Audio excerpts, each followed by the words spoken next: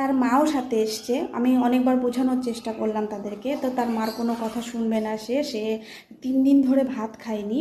আর এসেছে এমনভাবে, মানে গায়ে কিছু নেই, পুরো একদম সেই ঘন্টাটা নাড়তে নাড়তে চলে এসছে।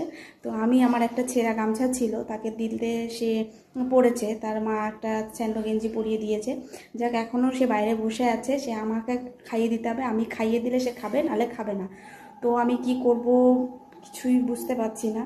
তোমরা একটু বলে দিও কি করব। আর এই ভিডিওটা একটু তাড়াতাড়ি করে শেয়ার করে দিও, যাতে তোমার দাভার কাছে পর্যন্ত পৌঁছায়, আরও যেন তাড়াতাড়ি বাড়িতে চলে আসে। সে পুরো ভাতের থালা হাতে করে নিয়ে চলে এসছে, এখন আমাকে তাকে কোলে বসিয়ে নাকি খাইয়ে দিতে হবে। আমি তো পুরো ভয় পেয়ে দেখো দরজা টরজা বন্ধ করে দিয়ে বসে আছি ঘরের মধ্যে, যে আমার দ্বারা সম্ভব না। তোমরাই বলো এখন আমি কি করব।